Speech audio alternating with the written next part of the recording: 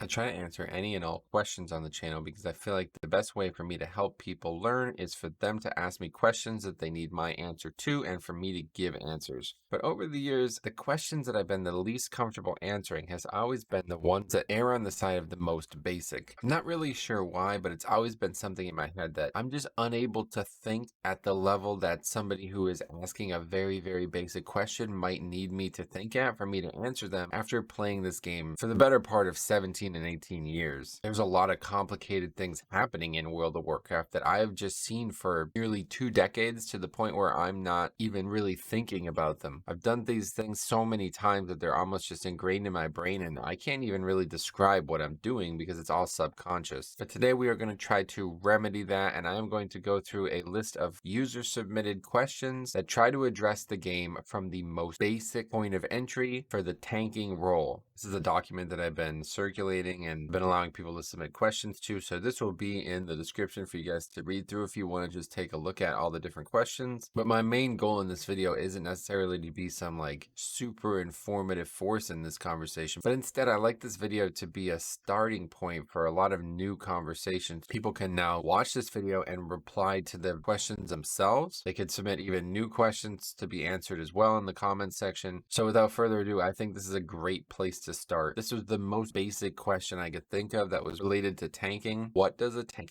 do in World of Warcraft? In World of Warcraft, there are 3 roles. There's tank, healer, and DPS. A long time ago, they weren't so carved and set in stone. It's almost like impossible to play the game without at least one person being aware of elements of the game like threat, especially when we're talking about bosses. Having the boss target a consistent enemy is really, really important. And of course, that enemy of the boss has to actually be able to survive the boss. So the tank's job is, in my opinion, the most important. Everything cascades off the tank's success. There's a lot of other things that tanks now do in certain situations, but that is the core, the most basic part of their role. And if they do not do that, they are simply not tanking. And I do think the big takeaway here is simply to say that tanks are the one that lead all combat. They're at the front of everything that interfaces with the player's perspective on combat, and it is certainly the role with the most responsibility because of that.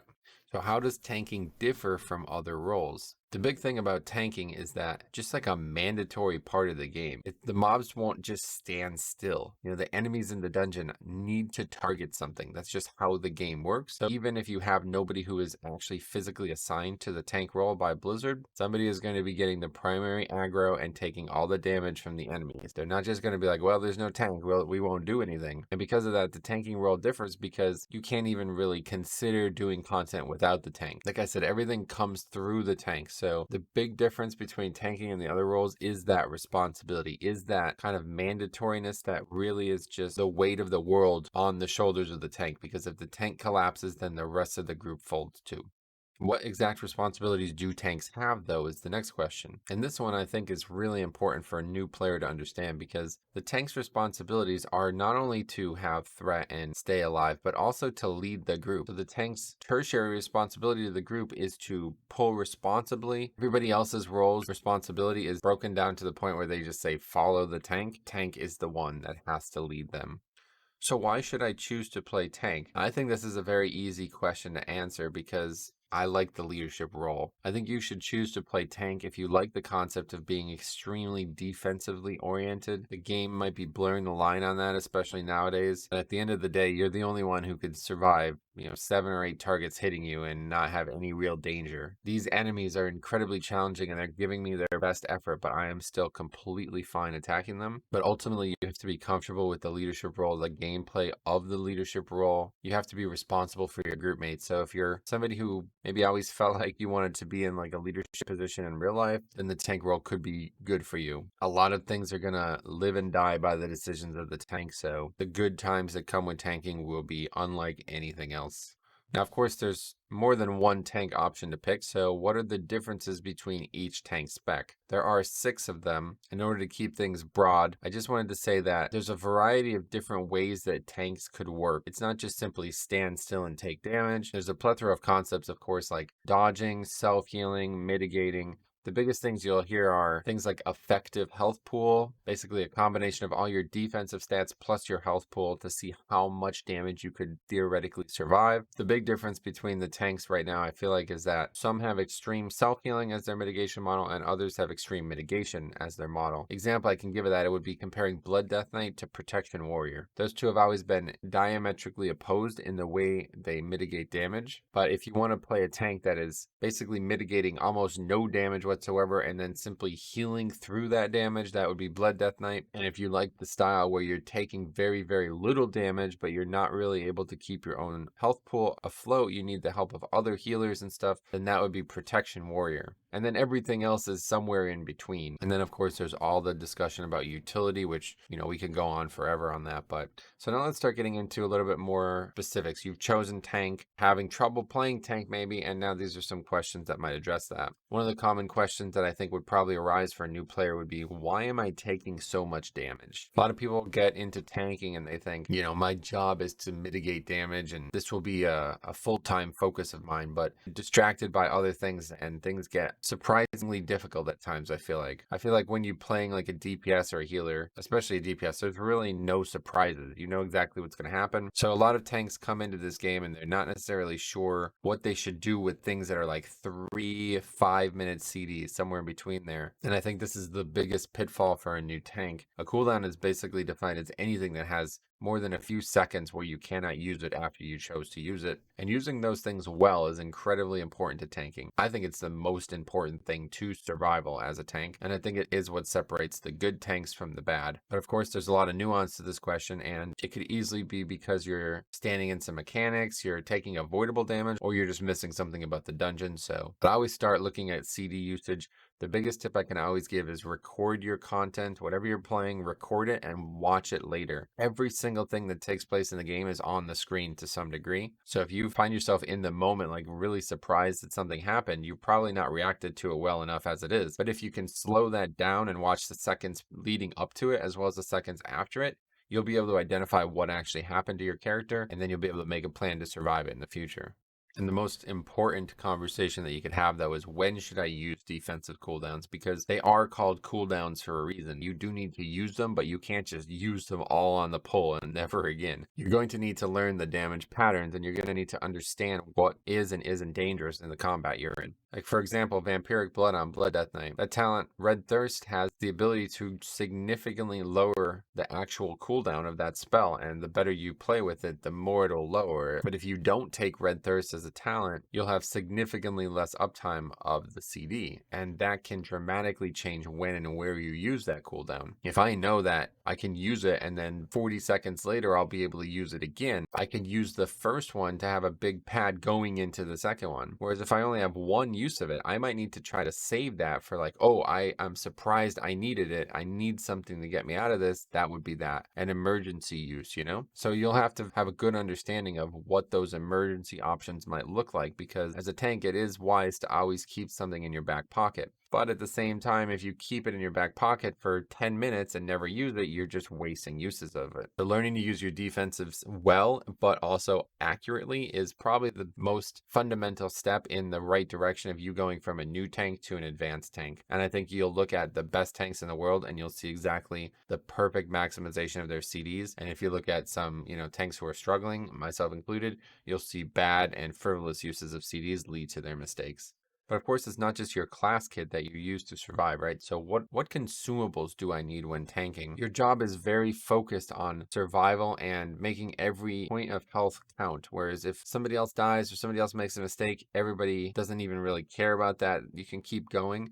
But as a tank, if you die, the rest of the group will suffer for that. So consumables are easily the most important to have on a tank. Now, I'm recording this when Shadowlands is still out, but of course, Dragonflight is coming soon. As of right now for Shadowlands, though, the biggest thing that's really important is having potions. So you always want a big stock of health potions, especially early in an expansion. They tend to be the highest value. They'll lose value as time goes on because they won't really get better, but you'll gain more health, so they'll just heal you for less. I always have a food buff for whatever your preferred secondary stat is. is, or even primary stat, depending on what they do. And then I always have a good stock of the DPS or more combat potion. Now, in the past, there was a lot of actual good defensive potions, armor potions and WoD and stuff like that were absolutely huge, but I don't think those things will make a comeback. Again, in Shadowlands, we have a really, really good consumable that I think a lot of people don't realize even really exists. It's an armor kit that you can put on your chest armor, and it will dramatically improve your health pool. If you're tanking and you don't have that on, you're just giving up a lot of defense. And then there's flasks as well. Flasks typically tend to be the most expensive thing. Currently in Shadowlands, there's a strength flask or a stamina flask, but typically the strength flask is usually double the price of the stamina flask. Somebody who does a lot of 5-mans, especially early in the expansion, if I just used the most expensive flask, I'd be spending like hundreds of thousands of gold a month on consumables. So I typically tend to use whatever the cheapest, most reliable consumables are to get the job done. So we've talked a lot about threat, but maybe you guys don't actually know what threat is and why it matters.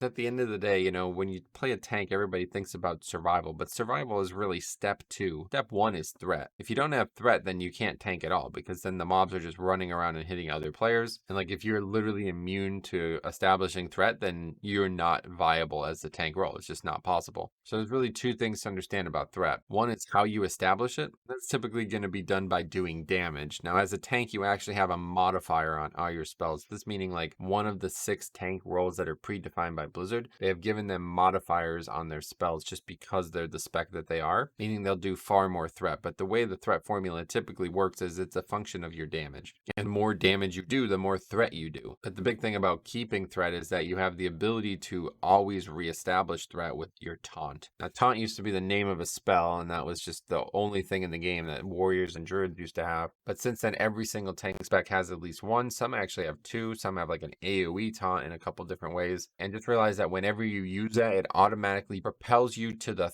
top of the threat meter, which is actually more significant than people realize, especially in the way the game has progressed, where threat becomes less of an important part of the game. What this means is if there's, say, 2 targets and you know you're going to struggle on having threat on both of them, you could initially put all your attention into, say, the left of the 2 targets, establish full threat on that mob, do your best single target rotation on that mob, and you will assure that you'll have threat on it. And then you could let your, most aggressive DPS use all of their threat on the other target, and then no matter what happens, you can taunt that enemy and it will take you to the top of the threat chart. A lot of times the DPS will simply just do more threat than the tank at times, especially if you're under geared as the tank. This can be a really big issue. So if you have a way for them to create this insanely big threat margin, and then you can just instantly pole vault over it, they will have done your job for you, but you just need to be timing that well.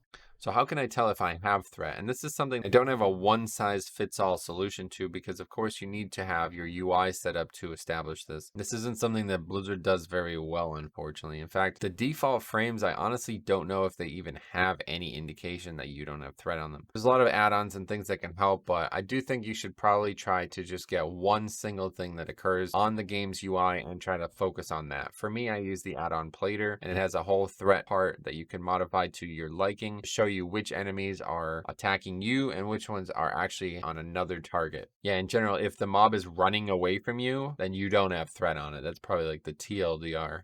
So then with that in mind, like, why do other players actually have threat instead of me? This is like a pretty complicated question, even though it sounds kind of basic. Establishing threat is not like this one-sided thing that like, oh, the tank did or didn't do it. It's actually like, I always call it a two-way street, because you could be establishing your best threat, but if the DPS are actually just out-threating you, there is nothing you can do about that. So there might be a big difference in gear, especially if you're new to tanking. You might be also new to gear. You might have low gear. So if you're a new tank going into content, especially later in a season, there's a very good chance that the people in there are going to be significantly more geared than you. And if they're playing certain specs that are extremely bursty in terms of their damage profile, they'll probably end up pulling threat off you like in mass at some point. So one of the big answers to this question is, why do other players have threat? Because they are not caring about threat as much as you are. You can put all the effort in the world on threat, but if the other players are not equally trying to put some effort in, then there's just nothing you can do. And that's why I call it a two-way street, because both parties have to interact with it.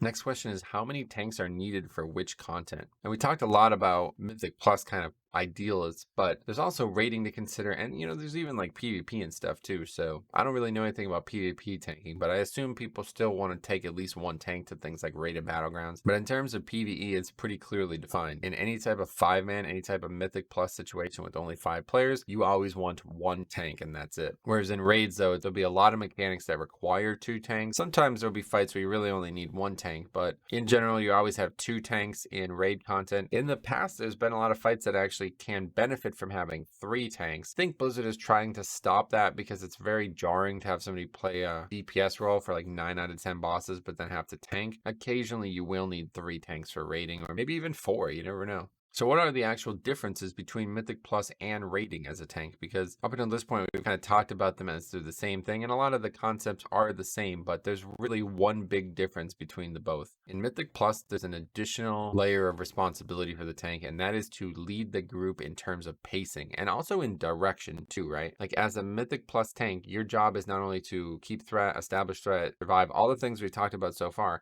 but it's also to have a route. And having a route is actually probably the most important part of tanking once you get comfortable with everything. And not only having it, but knowing it and executing it, right? Like if somebody makes your life difficult, you have to find a way to recover from that as a tank. Whereas in raiding, like everybody agrees, it's not really just the tank chooses what we do. The raid leader will often make those decisions. This is the pace we go. This is where we go. This is how we do it. In Mythic Plus, especially in a pugging environment, it's usually exclusively on the tank's shoulders to make these types of decisions. The good thing though about Mythic Plus compared to raiding is in raiding, you're tuned to be actually in danger, right? Like the raid bosses are there to try to kill you. So there'll be mechanics that make you have to tank swap, deal with certain mechanics as a tank. Whereas in Mythic Plus, it's a lot more freeform. And if you were going to say like tanks could be overpowered in one content, it would certainly be Mythic Plus, because there's a lot of times, especially late in expansions, especially on tanks like Blood DK and stuff, I can literally solo these packs. It would take forever, but I can absolutely do it. So whereas in raiding, like you're purely responsible for your own survival and maybe like boss positioning, like moving the boss so others can attack it at times. So let's talk a little bit now more specifically about Mythic Plus. Additional responsibilities in Mythic Plus, like we talked about with routing. And the big one is routing and pacing, because like I said, it's incredibly important. If you don't actually know what you're pulling, then you just have no way to tank a Mythic Plus. You can run around and get threat and try to figure it out on the fly, but that's just really non-functional, and it might work in like really low keys where there's a lot of potential wiggle room and options to make mistakes and still recover from them. But that pre-planning that I was talking about with survival is now also needed in terms of like routing and preparing for what you're going to do in the dungeon. And there's a lot of add-ons that could help with that, but the big thing is count. I think like a lot of people probably don't realize this when they're first getting into Mythic Plus, but there's something called enemy forces, and that is like a mandatory requirement in the dungeon. Of course, otherwise you would literally skip every single enemy that wasn't a boss in the game. So that means killing enemies that are not bosses, and they give some percentage of the overall count towards your success. And they're going to depend on what the enemy's health pool is usually. Like Blizzard will arbitrarily assign some of them, but it typically is based on the enemy's health pool. All of that is all on the tank effectively. So you'll see like the higher you go, the more people are starting to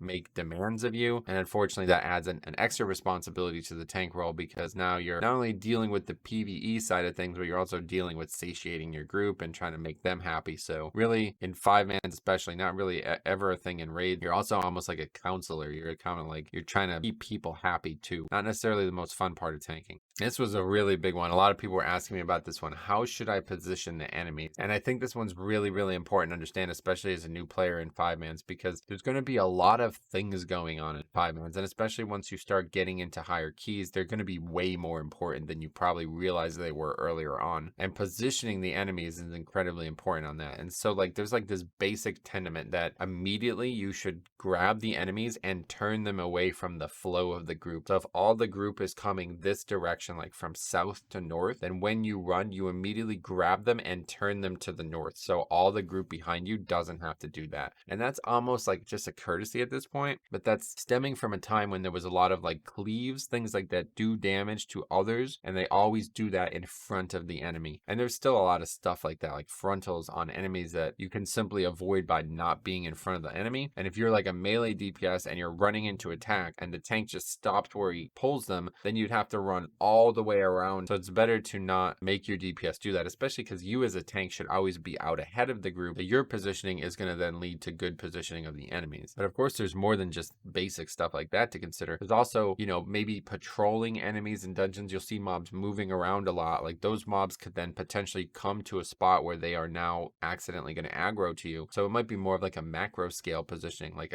in like Iron Docks, you know, you have enemies all around you. You have to be standing in the right spot, because if you're not, other enemies will aggro and you could easily die, or others can die to that. But the other thing about positioning is like you need to facilitate people doing damage as well. You can't just be moving all around. If you're constantly moving mobs, then damage is going down, because first of all, people might be falling out of melee range when they don't realize the mobs are going to move, and that is a DPS loss. But also you'll be moving enemies out of things on the ground, like damage dealing spells that are just dealing damage on the ground on top of enemies. So positioning really is incredibly crucial as a tank, really in all ways. So here's another one that I got submitted, and I think is a very interesting question, because especially in Mythic Plus, this is really going to come into play the higher you pull, like the higher keys you do. How many packs should I pull? Now, typically Blizzard is probably assuming that everybody is just following their standard pack. And what I mean by a pack, it's basically like individual trash mobs clustered so tightly that there's no way you couldn't pull that single group of enemies. Like that's it. You can't isolate one out of the three. There'll be usually probably like 10 to 15 yards between some of these packs. So if you don't understand what that is, like it'll be obvious. But combining packs is a really, really important way to increase the timer on the dungeon's viability, because, you know, if you're fighting one pack every single time, you're not really making use of your cooldowns very well. And it also might not even be dangerous, you know? So like as a tank, you want to thread that line. You want to be in enough danger that it's actually worth doing, but you don't want to be putting your group in so much danger that they can't do their jobs too. So this is going to depend a lot on the keystone level, and it's going to depend a lot on the tank you're playing, and it's also going to depend a lot on the abilities you have to actually pull these packs and combine them. For example, if there's a pack of pure casters, enemies that are only going to attack at range, how do you plan on getting those into a pack of non-casters? You don't have any good way to do that unless you're something like a Blood DK, or your group can help you AoE silence them. So it's going to really depend on what's in front of you. But in general, the answer to this question is you should pull as many packs as you and the group can survive easily. And at the same time, you need to know when and where it's time to actually elevate the pace to the point where you're doing 2 packs at once. Usually the higher volume dungeons are the ones you want to consider that on. If you ever see like a single enemy, and especially if he's one level higher than you are, that is an enemy that you should probably not consider combining unless there's a lot of easy trash around him. Really, the less enemies in the pack, usually the more dangerous. So something to keep in mind. Okay, so we've talked a little bit about routing, but ultimately, what is a route? I think a lot of people just use the term route very loosely. So what I mean by route is it's your predefined plan to progress through the dungeon as a group. But more specifically, a route is a thing in an add-on that you can then share to people. There's an add-on called Mythic Raid Tools. It allows you to like have a pre-designed route that you could make and then share to people so other people can confer on it. It doesn't actually do anything in the game while you're in combat. You then need to like memorize what you said you were going to pull and then do that. So a route is a little bit more complicated than people might realize, because it's your actual responsibility to pull the things you said you're going to pull if you said you're going to pull them. A lot of times people might ask about like what the route is because they're trying to like plan CDs. The big thing is there's usually going to be a couple route defining moments. Like there's usually like 1 or 2 things that are like really important. Like we're going to skip trash pack, and that's going to be like a really important and potentially difficult place for mistakes could happen. Or you're going to be like, all right, we're going to pull really aggressively at this time, you know, so make sure everybody has their cooldowns up for that. Now, of course, you can easily just literally just go in a straight line, like just basically move forward in a straight line and just pull whatever's in front of you. And you can still upgrade keys that way at certain levels, especially, but typically you want to try to maximize what your group has and what they're doing, and obviously don't go over trash count. So how should you decide what route to use? And this is like really, really, really important, because if I do like a route that's incredibly advanced and requires multiple skips or things that we just don't actually have good access to in a pug, it's just not going to work. So even if like groups are doing these things, it's not necessarily something a pug can pull off. So it's going to really depend on, you know, kind of what you think is mandatory for success. Honestly, I think a lot of keys you can simply just go in a straight line and just pull every 1 pack at a time, maybe 1 or 2 packs at a time, and you can still upgrade keys. Typically, I think people probably find themselves wasting too much time on routing. Routing is nice when you're like at the top theoretical level, of course, because if everybody's doing their maximum DPS and everything's perfect, what else can you do? Well, you can start pulling mobs that are more efficient or more reliably useful under the cooldown. But for your average group, not everybody's going to use their cooldowns well. Not everybody's going to even survive every pack. So what you want to choose is something that is the most repeatable. In my opinion, I use the same route no matter what. Like every week to week, I try to do the exact same thing because I want it to be as repeatable as it can be. But if you find yourself like looking at other people's routes and you're saying like, wow, this is really complicated, I don't really understand what I'm doing here, probably just don't do that, especially early on. I actually have a video on pug friendly routes, big played out 1/routes. I'll always have my exports as well. If you want to export them into the add-on, you can do that. I would just really recommend finding something that seems logical for pugging and for the group you have.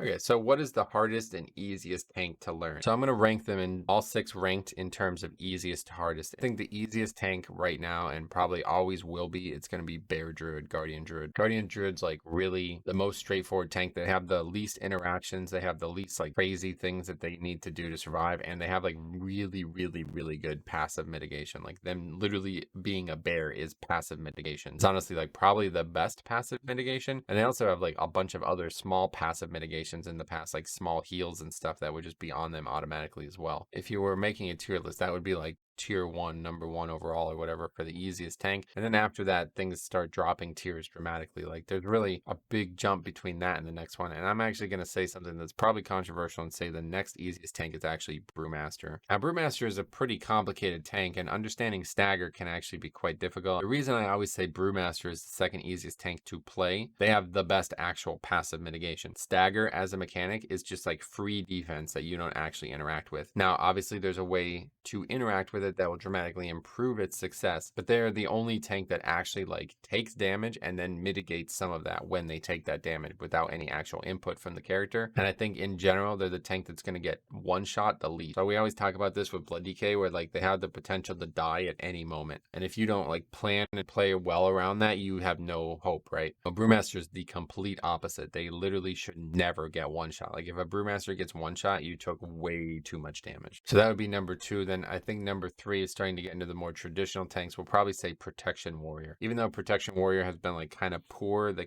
not really well developed recently, they still have probably the second best actual passive mitigation. And that's just having really high amounts of armor plus a shield. Shield allows you to block the damage, and that is really, really powerful in physical form. Like most of the damage you're going to take in a dungeon is going to be fit from physical, from auto attacks from enemies. So it's like really straightforward to just go in there and cycle your CDs and just let your passive mitigation carry you. And it's another one of those tanks that like even if you have no idea how to use your CDs well, you'll probably still be alright. As long as you have good gear with good stats on it, you're going to be fine. After that, I would say Protection Paladin would be next, number 4, because they're kind of like the same thing as Prot Warrior in some ways. They have a lot of block and a lot of good passive defense, but their defense comes a lot more through things like Consecrate and using their actual healing and CDs a lot better. Prot Warrior is a lot more straightforward. Their CDs are almost like just additional, like, oh, you can survive without CDs. But Prot Paladin is the complete opposite. You need to use the healing at the right times. You need to use things like Bubble and lay on hands occasionally, and you need to be standing in your Consecrate. So they're kind of just like Warrior, but one step up in terms of their complexity, and they're usually going to be a lot flimsier than Warrior passively. Like they're going to just have less health usually is the way it manifests. Then after that, we get into the niche, the self-healing tanks. So we have Vengeance, number 5. I think they are the second hardest to play. They're really just kind of like Blood DK light, if you ask me, because they have a little bit better passive mitigation, usually typically a lot better passive mitigation. They're going to take less damage. They're going to mitigate more damage, but they're still going to be, a really high skill cap because you're now, instead of, preventing the damage with armor and stuff, you're going to have to take the damage, survive the damage, and then heal the damage after that. And that's ultimately what makes Blood DK number 1. Because they are the most flimsy. I mean, they really, at times, it's hard to even understand how they survive because you'll be getting hit for like 100k with an auto attack, and that's fine. You have more health than that, you know what I mean? So as long as you have enough health to survive the enemy, then you should be able to death strike and use your healing to get through it. So Blood DK is always the hardest tank to play and learn and master because you have the most potential for mistakes. Like that is the tank that you will make the most mistakes on.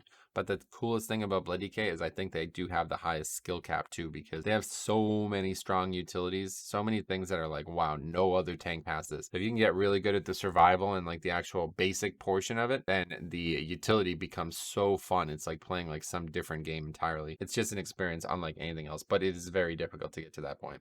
Okay, so here's another concept that was brought up a lot, and you probably have heard of this, but you don't really understand what its roles is. And that is, what is kiting? What is the function of kiting? Kiting, long story short, is really just you're having threat on enemies, but they're not in range to deal damage to you. That's really the TLDR on kiting. It's harder than it sounds because, like we said in the threat portion, if you're not near enemies, you deal less threat. And of course, most tanks don't actually have damage they can do while running away. And on top of that, the enemies do not want you to run away. So sometimes there's mechanics that prevent you from running away. You know, enemies are non-slowable, like you can slow mobs and run away most times, but if the enemy is not slowable, it's just going to run the same speed as you. So there's a lot of nuance to kiting, but in general, the answer to the question, what is kiting? It's just you having threat on the enemy and it not being in range of you for whatever way. Like whether that's you running away, whether that's you rooting it and then just moving a few yards back. Anytime you're not being meleeed by enemies that you have threat on, you are kiting them. So the question then is, when should I kite? And honestly, I think like the goal of tanking should be never. Like I think you really should have that as your goal. The tank should never have to kite. It's only when things go wrong or when things aren't designed well. But like Vengeance and things like Brewmaster, they have the ability to kite incredibly well. So do you want to kite is the question. Maybe you do, you know, maybe that's part of the way you play.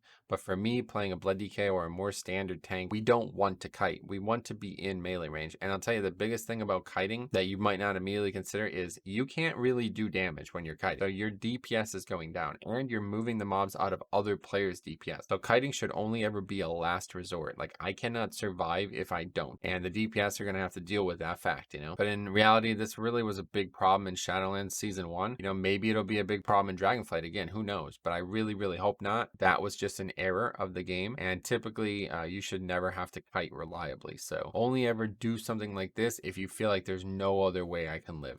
Okay, so this is a funny one we got submitted. Why is my group mad at me? So a lot of times when you're pugging Mythic Plus, especially, there's going to be arguments and there's going to be conversations that go on, and you might have to understand why those things are going on in order to continue. And like I said, the group is basically made up of a bunch of opposing elements nowadays. Like very few people really actually care about group cohesion anymore. And you as a tank, it's your job to try to solve that. Like your job is to be like the guidance counselor of the group. Like if two people are at odds, you need to make a decision that tries to satiate both of them. So the group is going to get mad at you because it's just actually impossible. You know, if all four people want different things, there's no way you can satiate all four of them. And all that you can do is just make the decisions that seem like the most logical and then let them fall in line. And if they choose not to, then there's nothing you can do. But typically I would find that your group is mad at you because you're doing something that is very unrealistic for what they expect.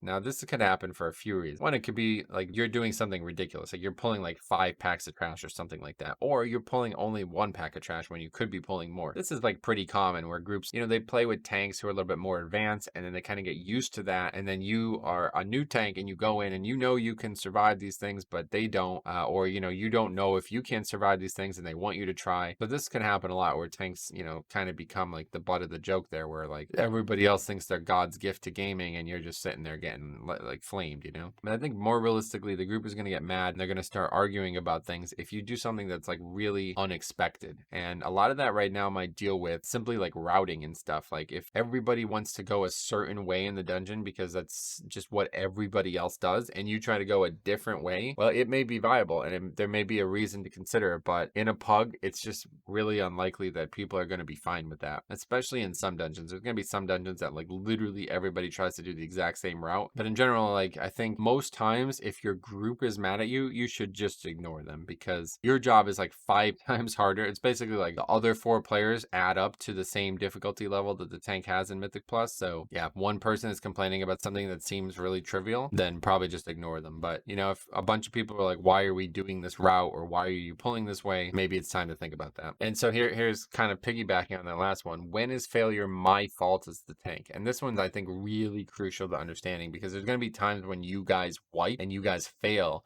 that are not really your fault. So this is unfortunately something we've been dealing a lot with, trying to help somebody. TLDR of it is like they're doing a lower Karazhan and they get to the last boss, which is the boss with the horses, and all of the horses spawn and everybody but the tank gets hit by the horses and dies. So this is like the key example here, right? Like when is failure my fault? That is not your fault. That is not the tank's job to solve that problem, right? That is a mechanic that the players in your group need to just simply move their character to dodge. So there's no reason that you as a tank should be changing what you're doing to try to help with that. That's just not your responsibility. Another great example on that fight though is shared suffering. So shared suffering is a tank mechanic, a mechanic that somebody must soak typically, and it's going to be fall on the tank, of course. Tank needs to be able to survive it. Maybe they can solo it very easily, maybe they need help. So if you do not communicate that you need help, you failed to solo it when you said you're going to solo it, you tell people to come and help when you don't need to. These are all ways that you could have failed as a tank. Take responsibility, do not shirk away from it, because as the tank, it's going to happen. Your job is to survive this stuff, and it is not something you can shirk. When other people are dying around you, it could also be your fault. Like maybe you're pointing the enemies at the players, maybe you're tanking them in a position where the group is having a lot more challenge to survive for some reason. But the thing is really crucial on here is to identify what is and isn't your fault. And you have to know, you have to have the confidence and self-control to just be like, all right, I did everything I could here, or I did like 90% of what I could, because like maybe there's something small you can do, but you don't ever want to do something that makes your job even harder when it's only going to be like a minor benefit to someone else. Like if someone else is being like, well, I'm lazy, can you do something to help me be even more lazy? No, you have to stand firm on that and say, no, don't be lazy, get better. That's the way you do it at tank. So in terms of UI and add-ons, what do they need? The big one is Plater, all right? I think Plater is absolutely non-replaceable right now, because Plater is basically not only a nameplate add-on, but it's also a boss mods inside the nameplate, and it's incredibly customizable. So if you're ever struggling to see a mechanic being cast in a sea of enemies, or you're not noticing something like that, you can go into Plater and make it more noticeable, and it's not hard at all. It's actually really, really easy. There's a bunch of predefined things that like light up or glow or make sounds that you can just add something to, and that add-on becomes like the most important for like any type of tank, especially in Mythic Plus. On top of that, there's obviously add-ons like details and things that can help you see information on the screen. Will I ever say somebody needs those? No, not really. But like, you know, details is a pretty important one, because if you can tell that your DPS is really high, like higher than you expect, then you know you can pull or potentially do things differently in the dungeon. There's also add-ons that you can use like Omni CD to track cooldowns as well. But mostly I look at defensive cooldowns for the group. I look at things like interrupts as well. So I actually use a weak aura to use interrupts, and I think weak aura is probably the other add-on that would just be completely non-replaceable. So if I was only playing with 3 add-ons, it would be Plater, weak auras,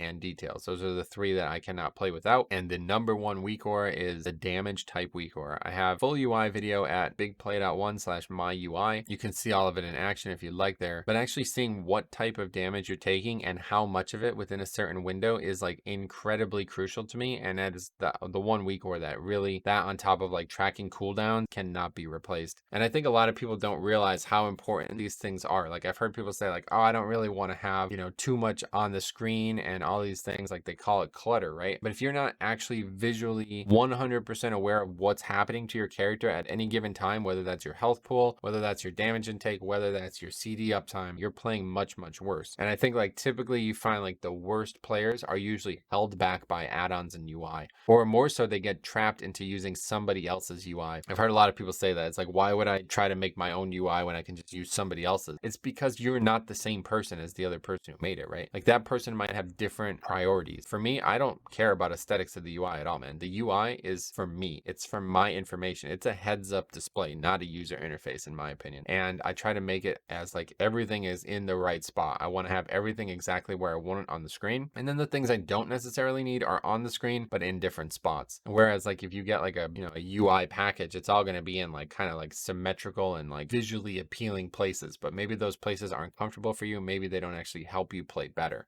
Okay, another interesting concept is line of sight. LOS, you'll see a lot of people say LOS stands for line of sight, meaning that the enemy is not able to actually see you. This can happen for a few different reasons. Like there's a lot of different actual reasons to care about line of sight, but typically why it's important is because people try to use that to gather enemies. So basically if you have like 3 packs in different areas and you block their sight, they have no choice but to come to you where you are. So you basically see this a lot where people aggro mobs and then run behind a corner, and then the mobs have no choice but to funnel into the shortest route around that corner, and then they'll all stack up in that corner. There's a ton of different things consider here. A lot of times it's going to be casters or like archers, like enemies that are just ranged purely. That's when you use line of sight. You could also use line of sight to potentially avoid mechanics. Like if a caster is casting on you and you run behind line of sight, the damage doesn't go off. So why it's important though is usually only in Mythic Plus, only for actually gathering mobs. And if you ever see anybody say LOS in all caps, they're probably telling you to line of sight. Like they're telling you to do it. They're not just saying the word. They're saying you need to line of sight whatever we're doing, or help do that to help others as well. Like a lot of times you'll do this simply to get a group in a better place. Like you can actually improve the group success rate just by line of sighting, even if you don't feel like you need to as a tank. And that kind of goes hand in hand with what should I be looking at while in combat? Because there's like probably going to be a lot of things competing for your attention while you're in combat. And I think the big one for me is just your health pool. That's why I have my health bar in the dead center of the screen. That's like the easiest place for me to see it, right underneath my character. So for me, the most important thing I'm looking at is my health bar, because especially as a blood DK, like I said, I can die at any moment. And I need to know exactly what my health is, how much absorb I have, how successful I can be in this moment. Past that, you're constantly looking at things like plater, or you can constantly be looking at like your weak cores to be tracking cooldowns. It's going to depend a lot on the situation and what you're fighting, but in general you should always be looking at something important. Try not to get distracted, because once you start getting distracted even by other things in the game, like especially if you start like looking at chat or something like that, a lot of times these things will be so far away from the center of the screen or the actual important things on the screen that you'll miss something important, and it could be like a split-second decision that could cause your death. So this is another big one here too, because I feel like especially when pugging Mythic Plus, it all comes down to confidence. What should I do if I lack confidence? Well, I'm not really the most qualified to answer this question, to be honest, but I will tell you my story. I am somebody who has pretty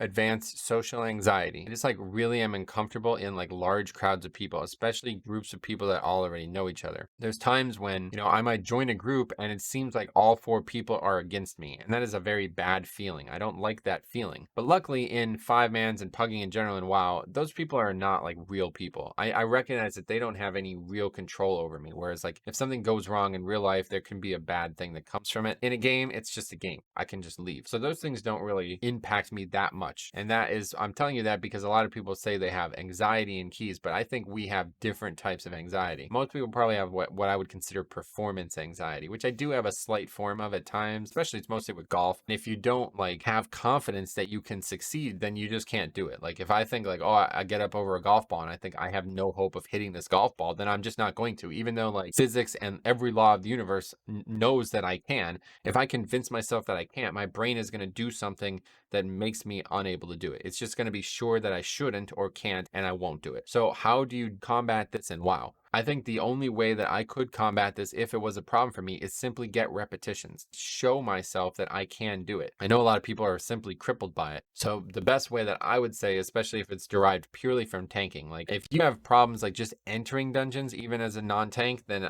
this might not be the game for you, unfortunately. But if your big problem is just like I'm nervous about tanking these dungeons, then what you should do is you should enter them as a non-tank. I did that for years.